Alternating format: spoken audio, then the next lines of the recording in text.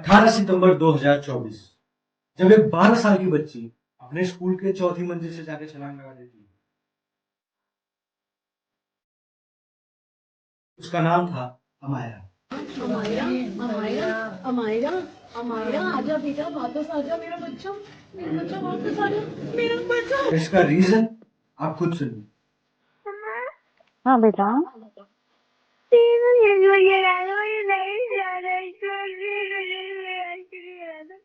NCRB data है, जो कि गवर्नमेंट की ऑफिशियल रिपोर्ट है, इसके मुताबिक हर साल 16,000 स्टूडेंट, यानी हर दिन 35 से ज्यादा विद्यार्थी अपनी जान देते हैं।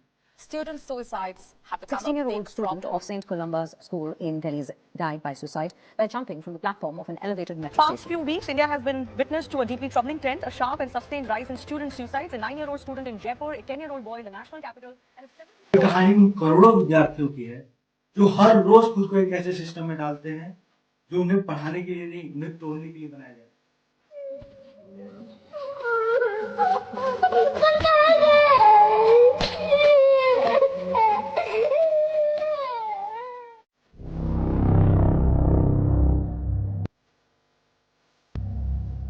और इसे समझने के लिए हमें जाना होगा प्रशिया, यूरोप का एक छोटा सा देश जो जर्मनी का हिस्सा हुआ करता था।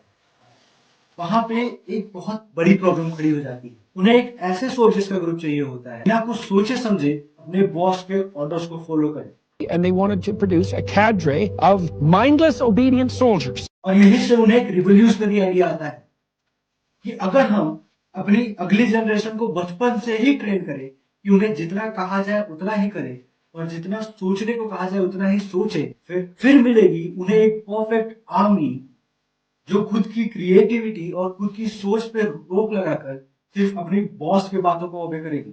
और इसी प्रॉब्लम को ध्यान में रख के उन्होंने बनाया 1810 में एक पर्शियन एजुकेशन सिस्टम। और ये पर्शियन एजुकेशन सिस्टम था क्या? This is what people should learn. Physics, biology, chemistry.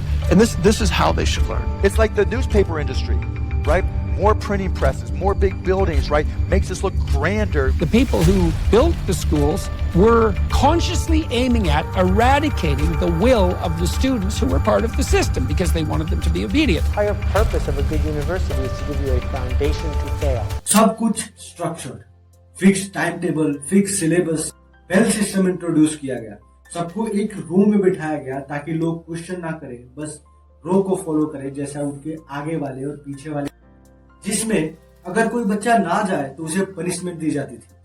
और इसी तरह बना दुनिया का पहला कंपलसरी एजुकेशन सिस्टम, जिसका फिक्स गोल था एक ऐसी जनरेशन को बनाना जो सिर्फ अपने बॉस को ओबे करे बिना सवाल किए। Cut to 1840, the industrial revolution. दुनिया कंप्लीटली चेंज हो रही थी और ये सिर्फ टेक्नोलॉजिकल चेंज नहीं, ये था ह्यूमन सिविलाइजेशन का सबसे बड़ा cultural and social shift. Industrial revolution से पहले लोग सेल्फ सफिशिएंट थे। लोग अपने फार्म में, अपने लैंड में और इवन अपने सेल्फ कॉटेजेस में काम करते थे।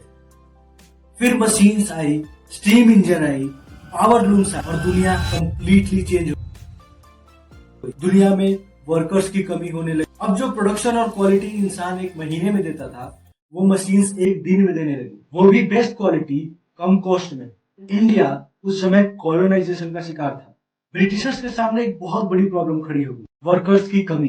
ब्रिटिशर्स के कुछ टॉप लीडर्स को पर्शियन एजुकेशन सिस्टम के बारे में पता था और यहाँ पे आते हैं मकॉले, जो कहते हैं Education to create a class of persons, Indian in blood and color, but English in taste, opinion, in moral and in industrial revolution से लेके आज तक हमारी स्कूलिंग सिस्टम में थोड़ा भी फर्क नहीं आया। आप अपना बचपन एक स्कूल में बिताते हो, जहां से निकलने के बाद आपको उम्मीद होती है कि एक नौकरी मिलेगी, वहां से निकलने के बाद आपको नौकरी नहीं मिलती और अगर मिल भी जाती है तो ढंग की सैलरी नहीं मिलती। घर लेना होता है, कार लेना होता है, जिसके लिए आप लोन अप्लाई करते हो। अब हर रोज उस लोन के लिए आप वही काम करते हो, घर आते हो, फिर वही काम करते हो और ये करते करते आप बूढ़े हो जाते हो। अब द लाइफ एंड्स। आप एक ऐसे लूप में फंस जाते हो जहां से निकलना। इंडिया में बेसिकली दो तरीके के स्कूल हैं जो बाकी वर्ल्ड वाइड भी वैसे ही होते हैं, गवर्नमेंट स्कूल और प्राइवेट स्कूल। पहले हम बात करते हैं गवर्नमेंट स्कूल की। इंडिया अपने बजट का सिर्फ 2.9% यूज करता है एजुकेशन के लिए, जबकि यूनेस्को रिकमेंड करता है 6%, जो इंडिया ग्रेजुअली हर साल कम करते जा रहा है। नेशनल अचीवमेंट सर्वे के अनुसार भारत तकरीबन 1 लाख स्कूल बंद कर चुका है 2014 से लेकर 2022 के बीच में। और इसका रीजन स्कूल्स में फंडिंग नहीं है, टीचर्स नहीं है, और इसका रिजल्ट क्या है? स्कूल कोलैप्स हो रहे हैं, विद्यालय भवन की छत गिर गई और करीब 60 से ज्यादा अनक्वालिफाइड टीचर्स हैं, मास्टर टीचर कह रहा है सर, भाई हम अंड संड काम करवाते हैं। टीचर्स मिसबिहेव करते हैं।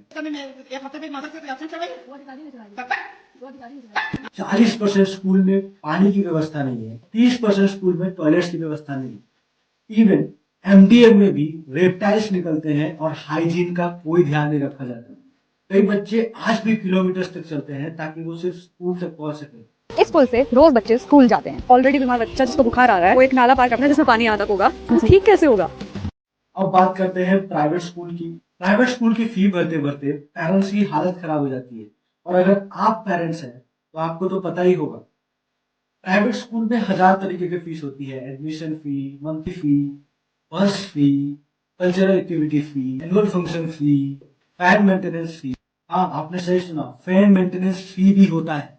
और फिर यूनिफॉर्म, टाई, बेल्ट, शू वो भी इसी शॉप से लेना है जो शॉप आपको स्कूल वाले रिकमेंड करते हैं, वो भी मनमाने रेट पे। और इन सब का भुगतान इनडायरेक्टली बच्चों को भरना पड़ता है। हर साल तकरीबन 15 से 16 हजार बच्चे सुसाइड करते हैं। रीजन एग्जाम में फेल हो रहे हो, पेरेंट का प्रेशर होता है, ऐसे कई तरीके के प्रेशर जो बच्चों की जान ले लेते हैं। तो पहली चीज, गवर्नमेंट को अपने गवर्नमेंट स्कूल्स के लिए बजट बढ़ाना चाहिए। हाइजीन, इंफ्रास्ट्रक्चर पे बजट खर्चा करो। सेकंड थिंग, एक ऐसा रूल लेके आओ जो प्राइवेट स्कूल के फीस को फिक्स करे। तीसरी चीज, जो टीचर्स को मंथली या एनुअली बेसिस पे ट्रेन करेगा कि आने वाले टेक के साथ हम बच्चों को कैसे और आसानी से समझा सकते हैं और पढ़ा सकते हैं। पेरेंट्स अपने बच्चों को मार्क्स से ज्यादा वैल्यू दे। ये मैटर नहीं करता कि वो मार्क्स कितना लाया है, बच्चों की क्रिएटिविटी पे ज्यादा ध्यान दिया जाए, ना कि उनके स्कोर्स पे। और अगर आप वो बच्चे हैं जिन्हें कोई प्रॉब्लम है तो स्क्रीन पे दिए हुए नंबर पर कॉल करें। इस पे एक ऐसा व्यक्ति होगा जो आपकी बातों को सुनेगा, समझेगा और आपकी समस्याओं को हल की जाएगी। शेयर करें इस वीडियो को ताकि उस बच्चे तक पहुंचे जिसे इसकी सच में जरूरत हो।